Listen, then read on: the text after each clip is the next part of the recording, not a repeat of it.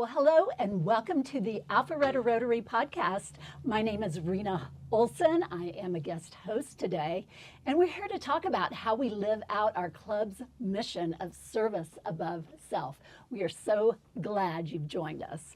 Well, here with me today, I have the power duo of Mr. Ken Driscoll, Mr. Kirk Driscoll. They are father and son, and they're Rotarians, and they are just amazing men of our community of faith, and we're just going to have an unbelievable conversation. We're so glad you're here.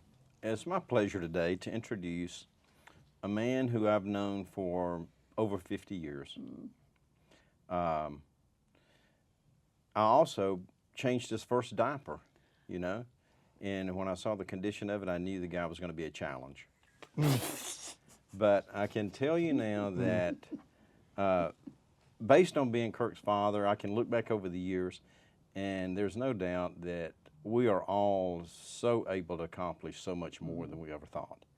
Kirk has accomplished anything that I have ever conceived of, and I'm sure he feels the same about himself, as do I for myself. So it's my pleasure to introduce my son, Kirk Driscoll. Yeah. So how do you follow that one? Maybe I hopefully don't have to change my dad's diapers. Is that what we start with? Yeah. He's changed mine. I don't want to change your diapers. It all comes around. Yeah, so I'm not sure. But so obviously we're here with my father, Ken Driscoll. I've always said in the past that I was born and raised in Alpharetta, but I wasn't born in Alpharetta, but I was definitely raised here. So we moved here when I was about 4 years old, 4.5, 5 years old, somewhere in that range. So last 45 years, we've lived in Alpharetta and moved up here. He was in the banking industry my entire childhood, and just really plugged into the local community. I didn't know that everybody that we went to when we were at Wills Park and we're serving sandwiches in the concession stand, or you're chopping firewood and all these different events. I just thought they were all his friends. I didn't know that there were all the Rotarians that he was in Alpharetta. So he's a charter member of our club at Alpharetta Rotary. So Rotary was modeled to me not because you just went there on Fridays. It was everything they did. It was the community that surrounded him, whether it was at work or it was in the community. So growing up in it, the service above self was modeled to me and seen. So always looked up to my father, but if you call him, and the thing is, if you call him and ask him a question, he's going to answer it. He's not going to call you and give you his opinion if you don't ask for it. Mm-hmm. But it's awesome to have someone in your corner that truly, it doesn't matter what you're struggling with, good or bad, you're going to get an answer that's not motivated anything other than just desire to help and listen and be there for you. And not just for me, but I've watched him do that for anyone that's ever reached out and asked for genuine help. So, it's one thing to say you're a Rotarian, it's another thing to say you're a father or a grandfather. We're not a great grandfather yet, but it's the consistency that's there. Anybody can do something great once, but are you going to show up daily and be consistent? And that's what I have in my father, and that's what anybody that has a relationship with him. So he's not perfect. None of us are. And we're gonna focus on those depends rather than diapers when he gets older, right? So I don't want to share that with him, right? So well, and Atlanta is such a city of transients. I mean, people, you rarely meet somebody that's a native, and Alpharetta is the same way. So it's really cool. I didn't realize that you really spent most of your life right here in this amazing community. Yeah, within 6 miles, definitely where we're sitting. All my memories that I have are here. Well, that's amazing. And I know your grandfather, your dad, Smitty, was definitely had family influence in terms of philanthropy and service. We got to give a shout out to Smitty. So. Oh yeah, he's the OG. I give a big shout out to him. Okay, tell us about Smitty. Well, I call him every morning to see how he's doing, and I call him at night for a bed check, okay? Okay. And how old is he? He is the Clint Eastwood of Monroe County, okay? He's 94 years old, lives alone, drives his tractor, drives his four-wheeler to check on his deer stands, goes to the Waffle House every morning to hang out with a bunch of old guys that I went to high school with. Still takes no prescription medication for anything. Oh, my word. He probably should, but he doesn't. But he's one of those guys that you can, no matter who you are, you can respect everything he says. You can respect his opinion. Man, that greatest generation, there's not many of them left, and how fortunate that you still have him and you still have your grandfather. Oh yeah, and he's Such a just, blessing. you know, cognitively could sit here with us and do this interview. It's amazing. If he could hear you. If he could hear you. Yeah. That's Talk talk real loud. much louder than we're talking right now. Yeah. Well, And, you know, he never was a Rotarian, but I can assure you that service above self is like his motto in life. He worked for Georgia Power Company for 35 years, but for just about everyone in his community, he's either built them a house in his spare time or added on a room or remodeled a church. Just, the guy's amazing. He really is. He's all about service. His entire life is about service to others. such a great example that you both had. And so we're going to talk about Rotary. Let's go ahead and get into your Rotary journey. And Ken, let's start with you, because what attracted you to becoming a Rotarian? And tell us a little bit about your Rotarian journey. Well, it was probably around 1982, which was about the time we moved to Alpharetta. We moved to Alpharetta, like Kirk said, so it was like 46 years ago. So let's go back 46 years. I come up here and I'm starting a new bank. I'm applying for a charter. I got to get approval from FDIC, from Federal Reserve Bank, and I'm out there working out of my car, trying to find a location, trying to get all these approvals, trying to form a board of directors, trying to raise money for capital. And in the middle of all that, a guy named Joe Hopkins walks into my office one day. He's on a committee at the Roswell Rotary Club, and he said, "Ken, we would like to sponsor a new club in Alpharetta, and we'd like for you to be involved with that." Well, it was such bad timing for me. Oh, yeah. I mean, I had a million things going on, trying to get a business off the ground that required all kind of approvals. And I told Joe, I said, I don't know if it's going to work or not. Well, long story short, I couldn't say no. I did know how to spell Rotary, but I didn't know much more than that, okay? But I remember the first meeting we had, I think we had 8 guys at the meeting. And Joe was there. And at the second meeting, Joe was there. But then after that, Joe was not there. So we were there to figure it out on our own. And while it required a ton of extra effort, because I was a secretary of the club the first year it was organized, and secretary of a Rotary Club is probably one of the more labor-intensive positions you can have. But, you know, the Lord never gives you more to handle than what you can handle. Yeah. And so we made it work. And I thought we were doing great things then. And I look back now, and what we were doing was nothing compared to what's happening with the Rotary today and the Alpharetta Rotary Club. But I take a lot of pride in knowing that my efforts and the efforts of those handful of guys that helped start it provided the foundation Absolutely. of where things are today. And so I take a lot of pride in that. Yeah. Wow. The foundation is strong. Thank you for your service No, you're quite and welcome. enabling us to be here today and talk about it. Yeah. Kirk, let's talk about your Rotary journey. So it was one of those things. I always looked at it that like Rotary was for my dad and my dad's friend, which bunch of pale, frail, and stale old people, right? Like if we're just being honest, right? Like I loved going, but I didn't. I got too much other stuff going on. You would meet this is back in the day, is attendance was a requirement. 100% attendance. Like if you weren't going to show up, then it's like, well, why do you want to be here? Well, I don't want to be here. You keep harassing me to join them. I don't want to join. So finally, I love the guys that were there. I love what they were doing. I mean, it's a great organization. So I had no negative reaction to when someone said Rotary. It wasn't like, oh yeah, I'm going to stay away. Those people were crazy. I mean, I had all positive experiences with it, but it was just like, it's just a bunch of old dudes. Like, I don't want to commit to that every week. And finally, what ended up happening is David Bellow, he was in a men's group with me that met every Monday in my office, and he got so desperate. Him and Beecham were both harassing me to join, along with a bunch of other folks in town, but mainly them two. And David, I'll never forget, he was in my office one day. He said, look, here's the deal. He said, I need more closings. Steve has guaranteed to me for the rest of this year, he will send me all of his closings if you'll join Rotary. And if you don't like it, I'll give you your dues back.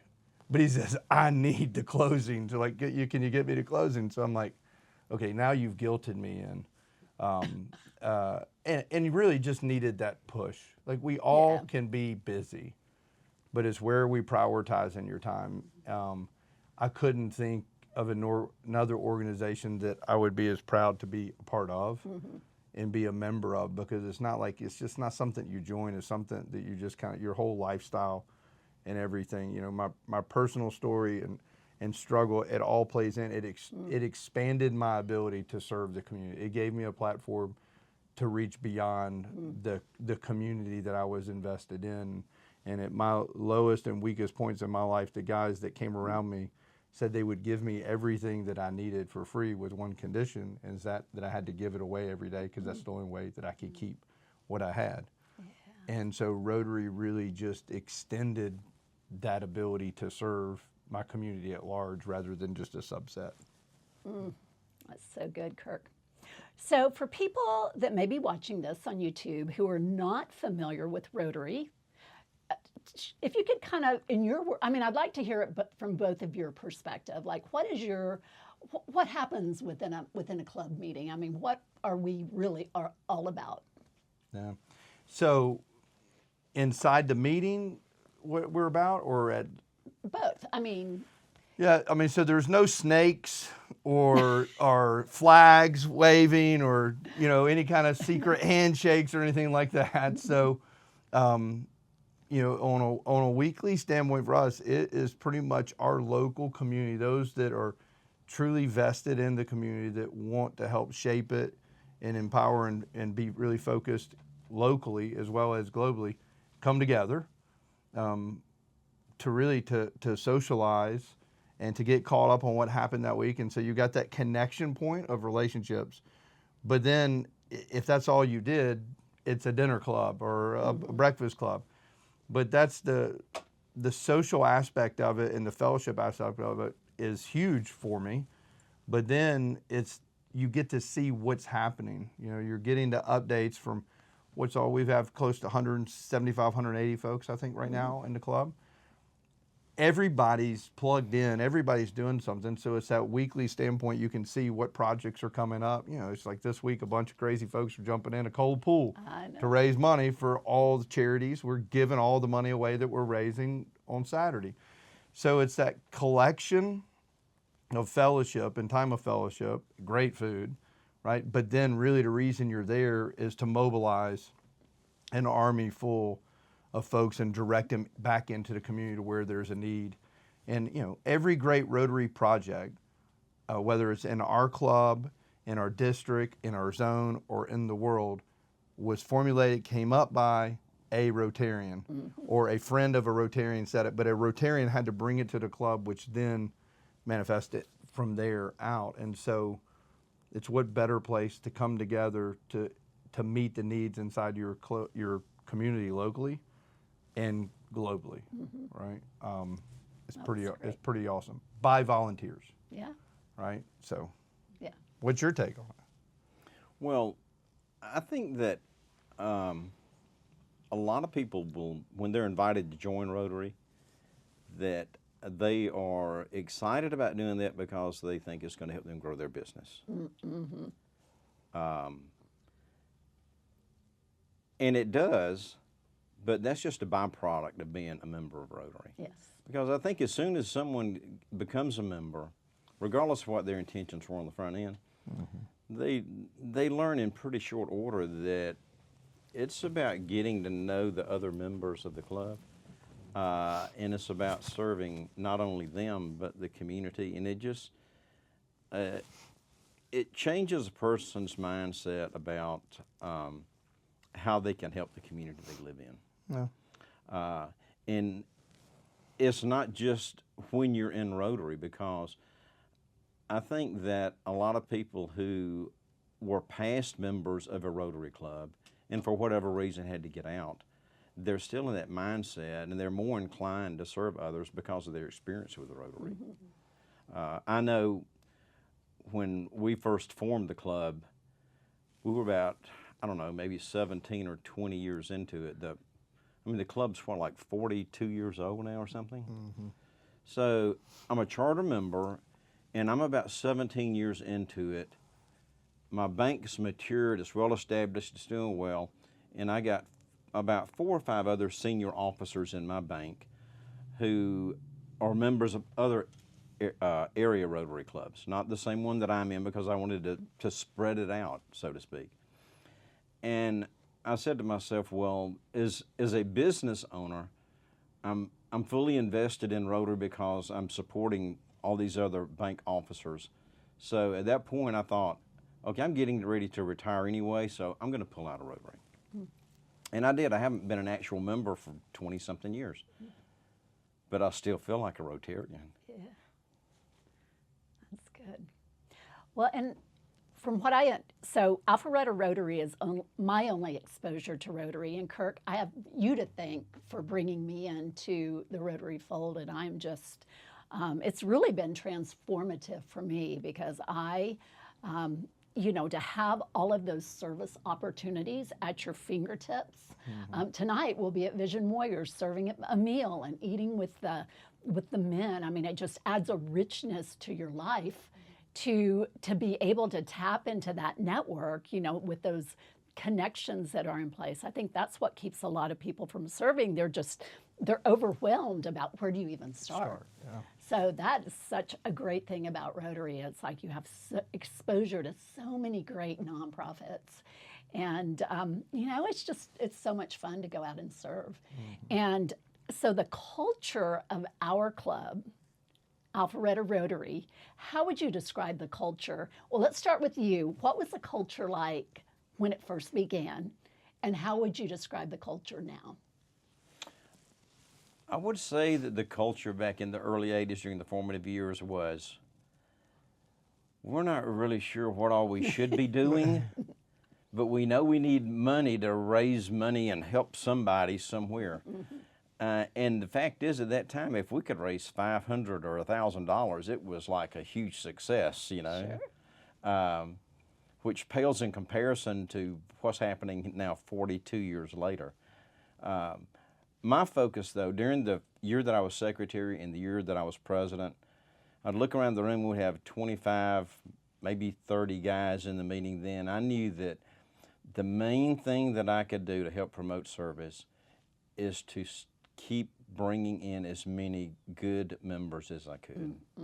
So I focused on quality growth of the membership, and I knew that everything else would take care of itself. That's good. How would you describe the culture today, Kirk, within the club? The culture in our club now, presently, is shifting back, I think, where it should be. Post-COVID, we've experienced year-over-year growth for like 14 straight years. It's one of very few in the world, in the U.S. without a doubt, that's had annual growth with zero decline. All the growth that came through during COVID, when people were starving for connection, yes, and have time and availability, we experienced a lot of growth. We have a lot of our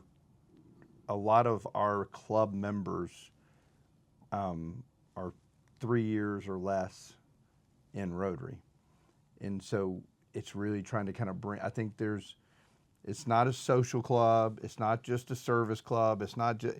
I think there's a lot of maturity that I think our membership can experience, and I think it is experiencing. It feels to me, it feels more like that this year. And I've really, you know, I've stepped back from all district leadership and zone leadership, and I'm just a member of my club, and so I'm observing rather than participating, and it's been really encouraging to see just that the yearning for really who are we. I mean, just like we're here doing this today, and you had Lauren Smolke in, and when you start looking at all that institutional knowledge of who you are as an organization that's led by volunteers, that's entire leadership changes every year. July 1st of every year, you have a new president, new board. I mean, every other organization in the world, if you tried to do that, would fail miserably, but yet Rotary changes its leadership annually on the 1st of July every year. And so when you have to monitor that culture and you have to invest back in it. So I'm really encouraged to see. If you'd asked me a year or two ago, I'm kind of like, yeah. And it's not because of any one person. It's just who are we, what do we do, and why do we do it? That time period just shifted what Rotary looked like. And so I'm always encouraged, though, by the energy level in a room on a Friday morning. 7:15 a.m. I start my weekend on Friday morning, and it's no better way than to walk into that room when it's slammed full of people, and you can feel the energy, and that's encouraging. So I visited a lot of clubs, been to a lot of other meetings, and I've come close to experiencing what we have, but I've never left another club meeting with the feeling that I have when I leave Alpharetta. Yeah. Yeah, that's good stuff right there. Yeah. And I think our move to the Legion, raising money to help renovate that space, it feels like we have a home. Yeah. We have a home base, and people get there early, and they're staying afterwards. They're meeting, and I think that's really helped kind of, you know, be able to plant some roots instead of having to run, you know, having to be done at 8:30 on the dot, and which we do stick to a strict schedule. But social to catch up. And see, before you came in, as you came in a time where we're just transition bopping all around, we had the same chef at the same location. And I could show up at 3 a.m. while he's making his frittatas, texting like, "Hey, I'm here, chef," and hang out in the kitchen with him until everybody starts getting there, because we were at the same place for years. Yeah. And then all the transition just bopping around to where it does feel like that it's not only are we just paying to be there, we help shape what it looks like for the experience. I mean, what better way to model who we are than to help them? So it does feel like home. I would agree with you. So if you look at the projects Rotary has going on around the world, I mean, it's so impressive. But our club in particular has done some really amazing projects. So Ken, if you could share an example of a project during your time that you were involved with, and you still have great pride about that project. Well, I don't have a project that really stands out that much, to be honest with you. I know there were a lot of efforts that we made. We might have had a couple of golf tournaments. We always struggled with how to raise money. Picture Alpharetta 42 years ago, 46 years ago when we moved here. I remember that I had been up for a few visits. I liked the area a lot for some reason, and it was just a village. I mean, it really was. And I thought, well, I'll bring my wife up the next weekend so she can look around, and we'll stay overnight and we'll look for houses or something. The nearest hotel was at Roswell Road and 285. Wow. That gives you an idea of how undeveloped the area was at that time.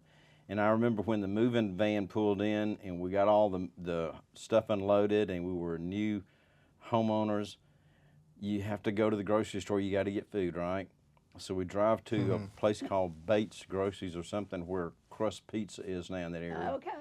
We go in there, we get a little cart, and we fill the cart up, and we go to the lady that's checking it out, and she got it all rung up, and she looked at us and she said, "Now, would you guys like to put this on your account, or you want to pay now?"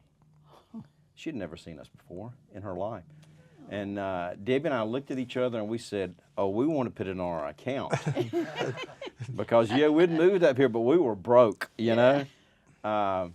So that kind of sets the stage for how difficult it was to raise money and have events like the Polar Plunge and everything else that are so significant to the community, because the community at that time was so undeveloped compared to what it is today. But like I said earlier, we struggled and we made it through there, and we felt like every little step we made was progress that would help build something. And so that kind of sets the stage for our efforts at that time. Did you meet for breakfast on Fridays? Yes, we had breakfast meetings. We discussed, well, why don't we do noon meetings and have fried chicken? And they said, no, you can't do what Roswell does. We got to do something different. And back 35 years ago, I think we actually met at the American Legion for a short period of time, a year or two. Because I remember Larry Abernathy, who was the chief of police at that time, was a member of our club, as was Jimmy Phillips, who was mayor of Alpharetta at that time. But Larry Abernathy, I always had so much respect for him, because there he is, he's the chief of police, and he's going somewhere and bringing in food for us to have for breakfast for our morning meetings. And I'm thinking, that's first class stuff right there, you know, that's top shelf. But we did what we had to do. Kirk, any standout projects that you're super proud of? Well, without a doubt. So we've done incredible things. Purely selfish here on the project is that everybody has their Rotary moment, or they could have a Rotary moment, and that to me is where the light bulb just kind of flips and comes on. And if you're a Rotarian, it's like you become, from just being a member of Rotary, you become a Rotarian. There's like that defining moment. And it's not for me, but it was, my wife was with us, and was with a really good friend that's passed, that's no longer with us in our club. And the Hypes, Karen and John Hypes are with us, and several others. And Dina was with me. And we're 3 days into a service project, pouring concrete floors in these houses. And we use the term house loosely. It's a coffee village in Honduras. Okay, so very remote, and they're 10 by 10 or 10 by 12 huts that most of which I wouldn't let my dog sleep in, and here are these families here. And so we've been there for 3 days serving, okay, pouring concrete floors, mixing it out there, carrying it in with 5-gallon buckets, and we're laying concrete. And I've been there, Dina, it's like she didn't show up this day. She's been there 3 days, but it takes that way for your world to detox, to really absorb what's happening and the impact you are having. Everything, and I've got the video. I'll make sure I get it to you. I had been capturing B-roll the whole time, trying to kind of figure out what's the video, how are we going to tell this project story? So camera's rolling, and I just happen to have it going when my wife is sitting there, and she realizes on the third day that everything that this family owns is in clear, clean sight in front of you, and that there's a wife and a husband and the children, but there's a baby. And she realizes that we're replacing urine-filled, mushy mud floor with concrete, and there's one bed, there's no blankets, like everything they own. And you could see that moment to where the tears start running down her cheeks, because the realization is like, how did it take me 3 days to realize that this is her kitchen right here? This is all that they own, right? Because she will be But they don't even have any sheets in there. Did you sleep on the dirt? She don't have a blanket. She has it, but she has no enough for them. Yeah. So they live in bad condition. You see the roof. I don't know if you can see the roof. Yep. It's plastic. So it's hard, but this is the life here for some people. And it's like when you see it happen, that interaction, as painful as it was for her to experience that, it was the most beautiful moment that I've had in anything I've ever done in Rotary, because she physically not just saw the impact that her time was having, but the physical, emotional experience of that you just changed someone's life with a concrete floor that we poured in there out of 5-gallon buckets. And Bill was not very good at mixing concrete. He liked eating donuts and smoking cigars and ice cream, right? But we did the best that we could, and they were so grateful for it. But to have that moment captured, it's like that was her moment where it's like, this is what it, like, she's experiencing what it's about rather than just telling someone, oh, this is what we do. Those are the moments that are just, so we've done incredible things. Yeah. I mean, but that's the one that takes the cake. Well, and I love the family aspect of our club. I mean, a lot of times your kids are there. We love it when Mr. Ken comes and joins the younger dads. I mean, we'll have babies in the club. You know, it's just that that is, you know, and when we do social occasions, a lot of times the spouses are along. So it does have that family feel to it, which I think is really important. It is not just a solo endeavor for a lot of our members. It's a family thing. I couldn't have served our club, our district, or our zone at the level that I did in the commitment if my wife was not serving with me. You can't just come in. District governor was a 3-year commitment. Well, let's talk a little bit about district governor, what that is, and the year you served, and how Dina supported you. I got the pleasure of being COVID year, right? So that was Very special. that was interesting. But you know, so if you look, as I was what year were you president of our club? Maybe 84. 84. So I was president of our club 2015, 2016. Best year of my life in Rotary. Of all the jobs I've ever had, I would do it again. I enjoyed it that much in a heartbeat because you got to see everything that we were doing and all the impact we were having because it all came back. So coming off of being president, our club is operated inside of a district and then inside of a zone. And so we're in District 6900, and I'm not sure how many clubs we have today because I've just been kind of checked out, but at the time we were 71 clubs. And so served for a couple years in district in different capacities, and assistant governor and marketing and whatnot, and then got the opportunity to be selected to serve as governor over all the clubs. But you're just a connection between the club and Rotary International because the club's completely independent. So you're there just to motivate, share, you know, mission and vision, and what are we trying to accomplish as a district, and just being a resource for the club. So the year that you serve, it's pretty much a full-time job plus some with no pay, a little bit of reimbursement of expense, but it's like the travel that they're requesting of you and what's needed so that you can be fully present at all the clubs. It's that you want to do it, not because you're getting any kind of benefit from it financially. So you had a Rotary camper trailer or whatever that you traveled in. Yeah, so I didn't want to stay in hotel rooms 150 something nights. So I bought an RV, completely converted it over to a mobile podcast and office studio. Yeah, probably the first district governor to ever do that. Yeah, and then we drove it. It was middle of COVID, so then we drove the Joker all the way out to Wyoming and Yellowstone, and 400 plus hours. You would love it. 400 plus hours of video. You talking about saying stuff that you forget you're being recorded? That's favorite Rotary trip was a rapper sat there. His music came on. You can't make this crap up, okay? You're sitting there listening to Apple Music play, and the song's going. He's like, the dude that's singing the rap song on the radio is like, man, I forgot I was a rapper. And I looked at him. I said, rappers don't forget they're rappers.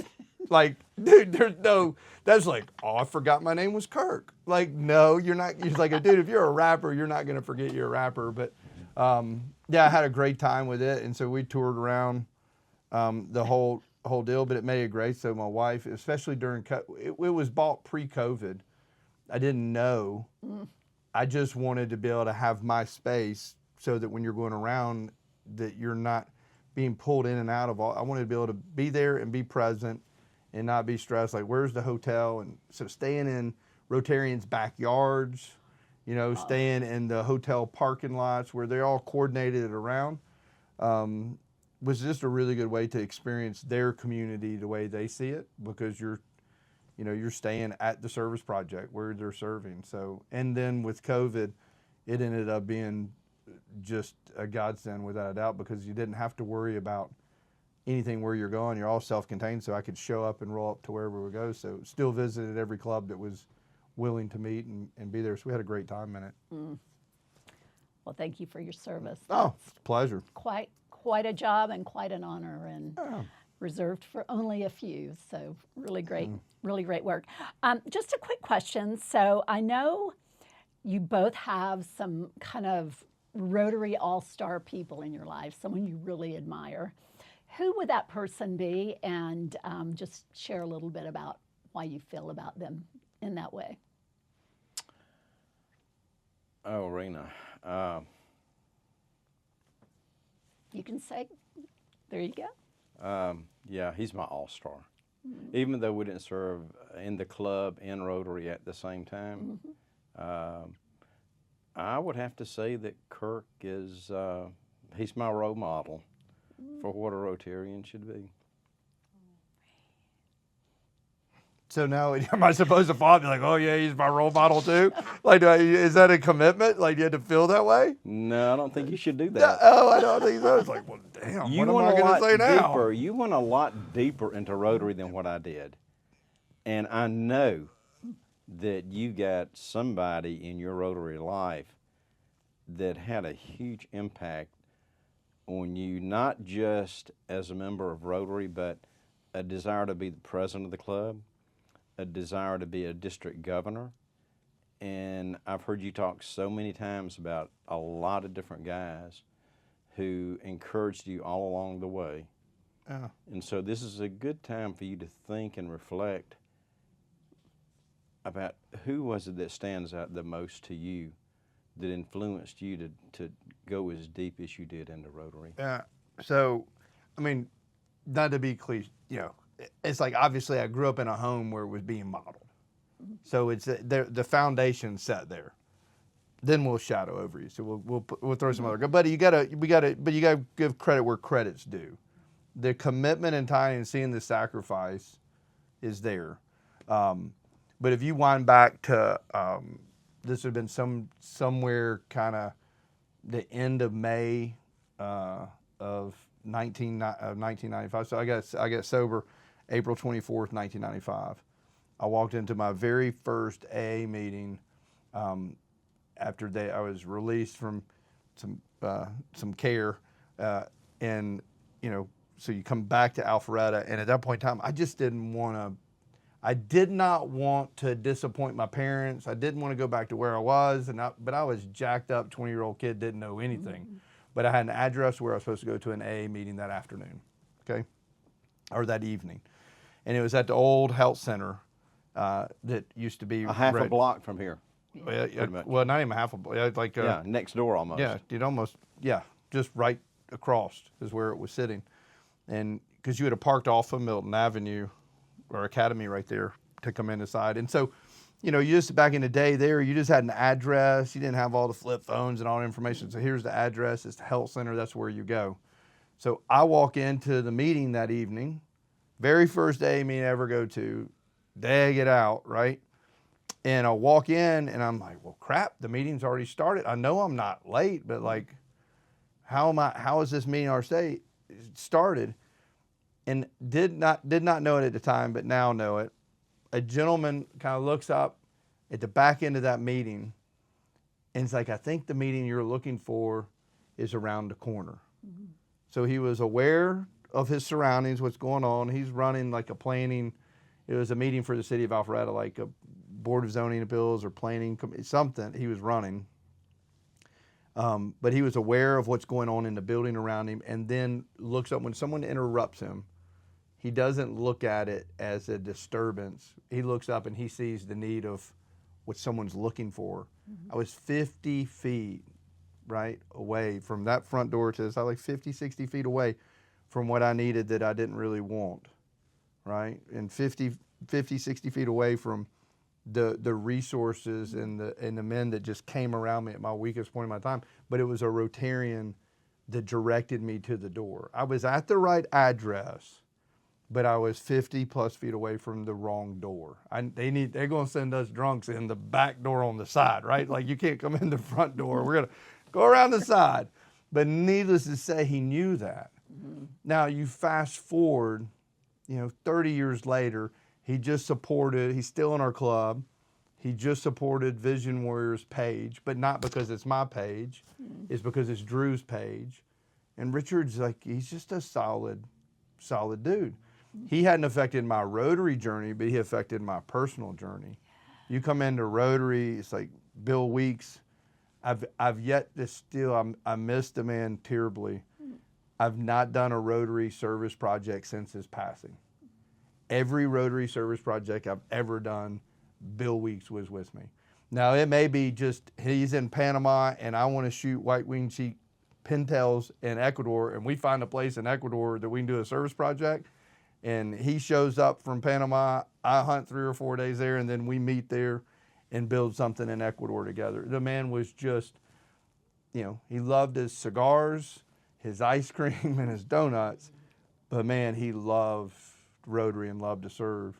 Bill was in the club for a long, long time. Yeah, he and I we overlapped. No, he's a great dude. John Hypes has always encouraged me. William Perkins is always, it's a list. If I sat there and started naming them, I'm going to miss somebody. But when you look at and this is what people don't understand, is you look at something and you may not, but I will judge things. And it was pale, frail, and stale, right? Bunch of old dudes getting together for lunch. I can eat lunch without that. But to be accepted, desired, and accepted and valued, and then being given a platform to be able to serve inside the community, it was like the whole club, right? Like to be accepted inside of that is unbelievable. So Bob Hagan was my district governor when I was president. It's probably from a mentor side of what leadership looks like at next levels. He's through and through.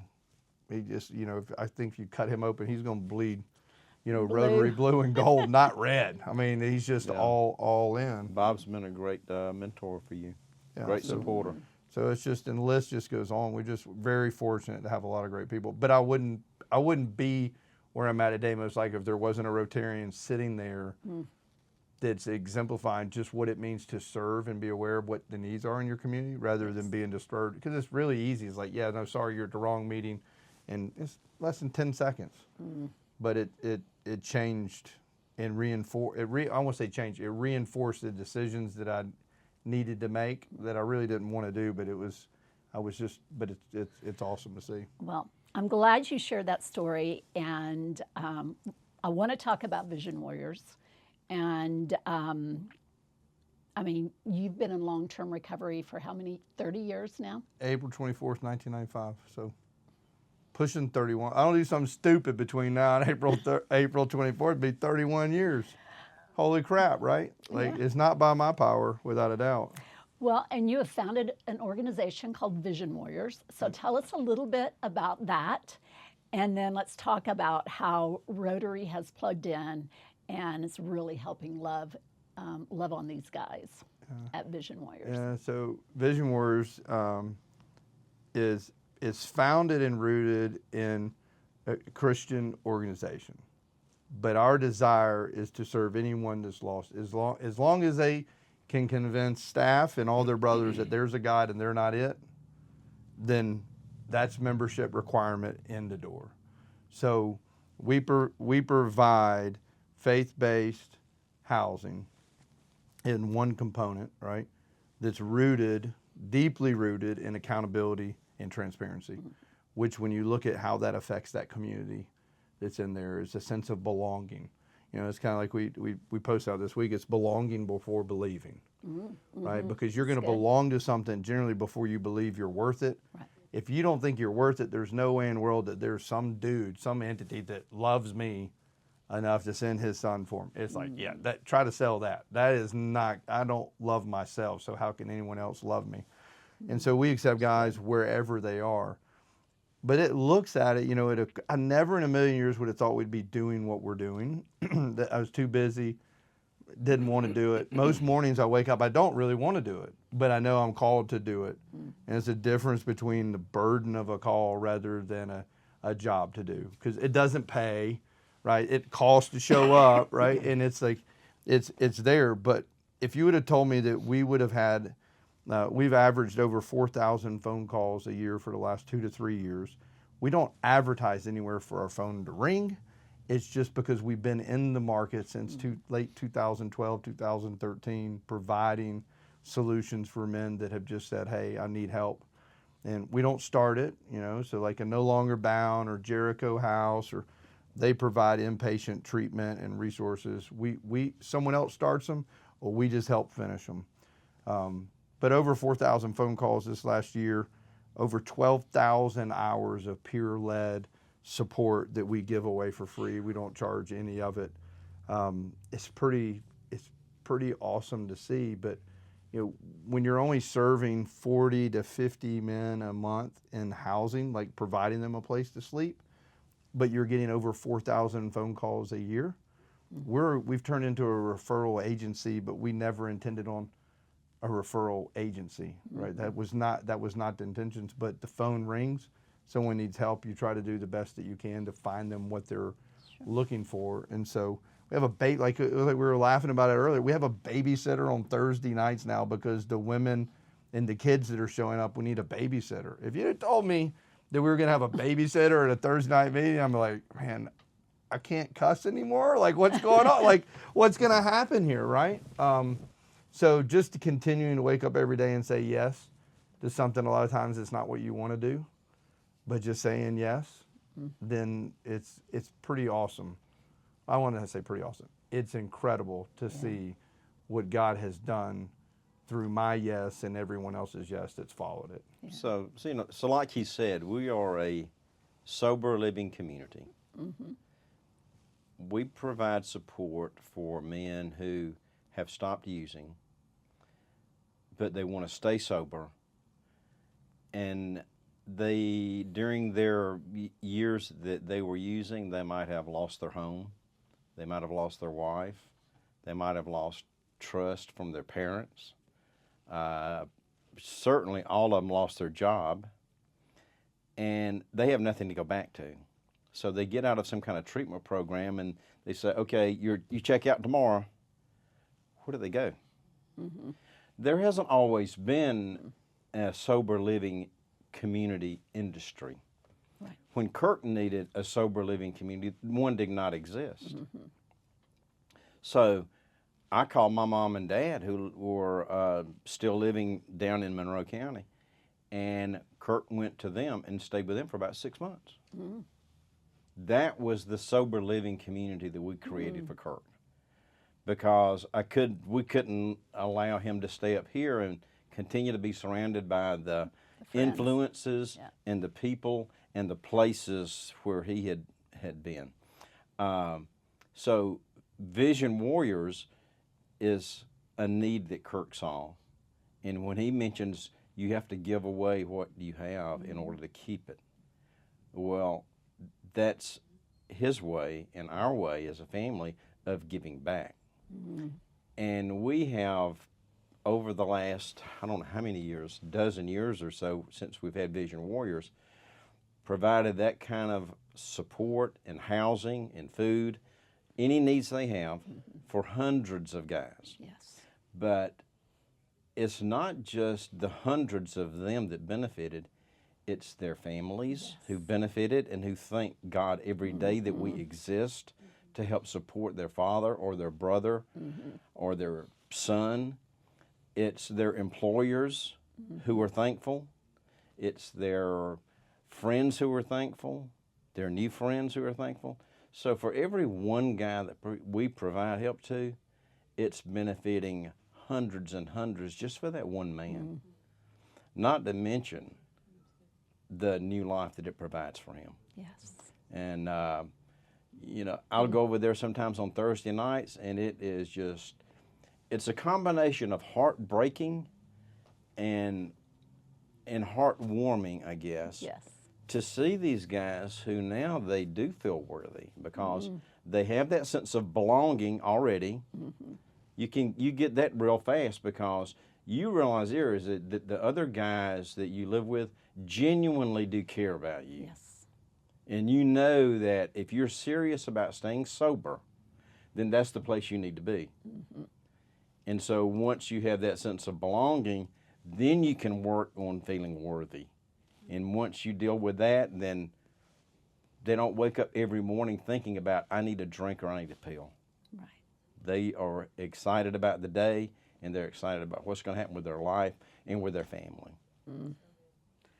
It's just an unbelievable model. I mean, I could go on and on about just the transformation I've seen in a lot of these guys' life. And I think, Kirk, just the example you provide that long-term recovery is possible, that relapse doesn't have to be part of the story, that you don't have to burn through a marriage, and it's like you've just been such an unbelievable role model.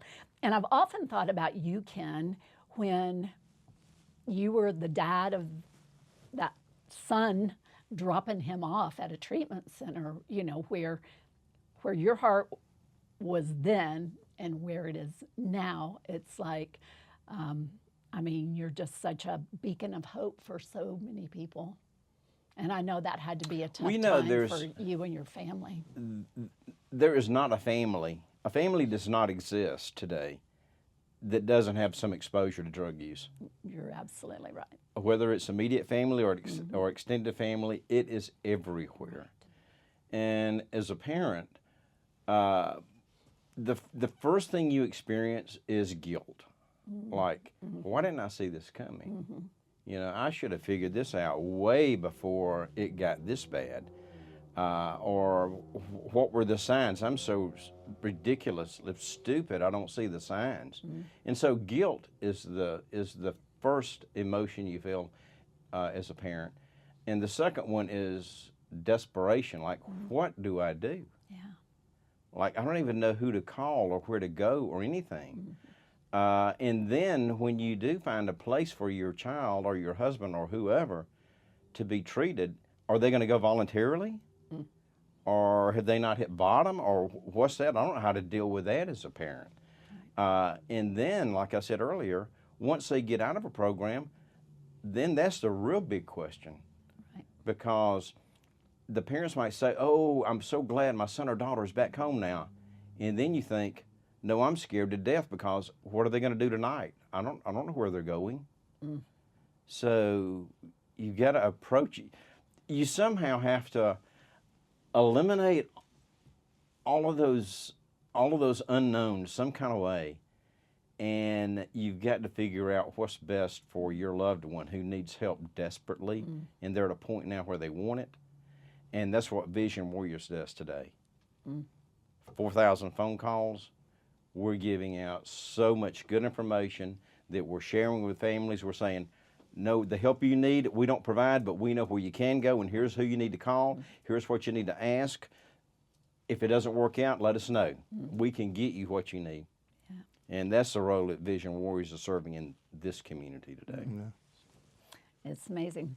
So let's wrap it up with how Rotary is serving the men at Vision Warriors. No, it's the way that Rotary has shown up at Vision Warriors is unbelievable. And I won't forget, it was Mary called me, this was like 4 years ago, 3.5, 4 years ago, and be like, why are we not giving anything to Vision Warriors? So I don't know, I guess no one's asking. She goes, but why aren't you asking? I said, it's my club to serve in, not to ask to be served, right? I can sit there and it could aggravate me at times when it's not that way now. But there was times where you'd come in on a Friday and it's like, okay, why are we doing this again for here? And it's like, why are you in the club? Are you in the club for your ministry to be served, or are you here to serve your community? And so she's like, well, we should be just giving to you. I was like, well, that's great. I would agree with you 100%, but I'm not going to ask, right? And so she dug in, and the club's been good to, don't get me wrong. It's like they had given in the past and different things, but there wasn't a consistent connection there, right? And that's okay. I wasn't expecting anything. I was there to serve, not be served. And next thing I know, she's getting JJ involved. And then we have a dinner, once a month on the first Thursday. I'm like, oh, this is going to last for this Rotary year. And then it transitioned to the next year with new leadership, and it's still there. And then we're going on our third. It's probably over, just right at 3 years. I'd have to look and see exact the day that we started. But what I can tell you, what started off as, hey, we're just going to come serve a meal, has turned into shared relationships and belonging for both. Like it shaped the way, I truly believe it shaped the way some of our Rotarians view recovery. They've seen something that's possible, Right. that reaches beyond any religious view. They've gotten close to it. They've gotten close to it. They're known by name. If you walk in, there's hugs that embrace one another because people, they haven't seen each other maybe in a month. But like into this evening, two of the Vision Warrior guys that were with me this morning at State of the City address are going to see some same Rotarians from that event to tonight. So then you're intersecting two different times in the same day, to where now it elevates those that we serve. Like, this is possible. I'm in the same room with these guys twice today, or these ladies twice today. So it goes so far beyond the meal. The meal's incredible. Like tonight's meal will be incredible. My wife cooks incredible, but I'm always excited for Rotary's dinner because it's that above and beyond of not just serving dinner, but making something special. Yes. Right?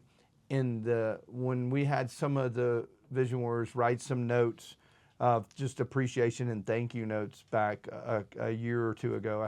I need to dig those back up. One of them was what they loved the most about Rotary coming was walking down the halls, and when you have all those Rotarians in the kitchen, the hearing of conversations and laughter, reminding them of their childhood before there was any drama and terror in their home. It wasn't how good the meal was. It wasn't the cute ladies hugging us or the nice, sophisticated guys driving up in a $150,000 car and he shook my hand. Like, you get those, right? All the surfacey stuff until they realize, like, it resonated with him as I hear laughter and conversation in a kitchen. And it took him back to a moment in his childhood where he felt safe, where he felt loved, and he felt like he was a part of a family. And so it has reached so far beyond a meal service. So good. And I don't know how we ever measure and show that, but it genuinely warms my heart to know I had nothing to do with it. I still don't have anything to do with it. I responded to JJ wanted to know, did I have deer meat for the venison, so something that she wanted to do tonight. So this month, I responded to a text and connected her with staff to say, hey, how much deer meat's left in the freezer over there, right? But outside of that, I get to sit back and I get to enjoy it as a Rotarian, but I also get to enjoy it as a Vision Warrior. And knowing that I'm not pushing it, that the club has adopted it, that people are bought in, and that they are willing to give away what's been given to them to that organization. So it's sustainable. If something were to happen to me today, I have no doubt that Rotary is going to be serving again next month there. And that's what God's called me to do, not to feel pressure to make my club support something, but to just show up and serve. And it's pretty incredibly on the receiving end of it. That's so great. And then Vision Warriors are serving at Rotary events. Oh yeah, that's it. The volunteering. Tell a easiest little bit thing about you want to. So if there's an opportunity to serve, we're showing up. The concert events, they love it, right? And it's the easiest thing to sell. The polar bear plunge, like, it's all led. I don't even have a team set up this year. I'm not jumping this year, not because I don't want to support the club. I wanted to remove myself from the effectiveness of that, so that when the club sits and looks at it, they can see, okay, Kirk's not even in there. Kirk hasn't said anything. These are all guys that are living there that value Rotary and what they've done, and they feel a part of something. They're not being served, they're serving with them. And that's the beautiful thing when you see from Wacky World sign up to everything else that we're doing. We have a culture that's built on giving away what's been given to you. It's not written anywhere. It's spoken word that they've heard, right? And then they've seen displayed by not just me, but by all the leadership and all that are living there. And if you're not willing to give away what's been given to you, then you're going to leave really quick, right? Like we'll help you move now, right? And so when you see that buy-in, and our members are feeling that love and appreciation and support from Rotary, they genuinely want to engage. It's pretty awesome.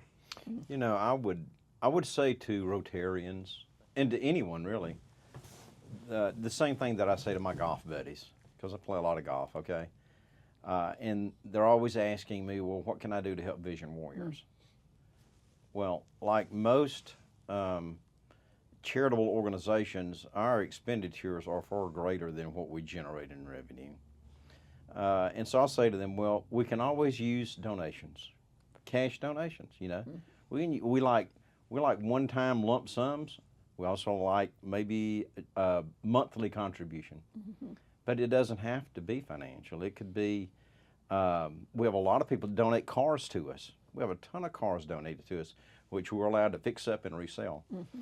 And then I will say, you know, the best thing you could do is just to be a mentor. Spend some time with some of the guys. And they'll say, well, I don't know how to be a mentor about something like that. And my response to them is, try this. Come out to campus one day, because there are always 4 or 5 guys sitting out on the front porch or hanging around outside, and just talk to them. Just be yourself. You don't have to have the answers to any special questions. You ain't got to feel like you're offering the best advice that's ever been given. All you got to do is just talk about stuff, because that's what helps these guys feel that worthiness that we're talking about. It helps them feel like they're getting back associated with community. Yes. It helps them feel like they're getting accepted. And it's just simple conversations that make all the difference in the world. That's what a mentor does. Absolutely. Well, gentlemen, I thank you so much for your time, for sharing your heart and love for Rotary and our community and the men of Vision Warriors. This has just been exceptional. If you want to learn more about our club, check us out at alpharettarotary.com, and the Vision Warriors address is, Kirk? visionwarriors.org. Awesome. And come have breakfast with us on a Friday morning. Yeah, That's for what sure. you, Rena will buy it. She said she'll buy it. Just show up, say Rena invited me, and she'll pay for your breakfast. See you Right. Friday morning. Breakfast on me.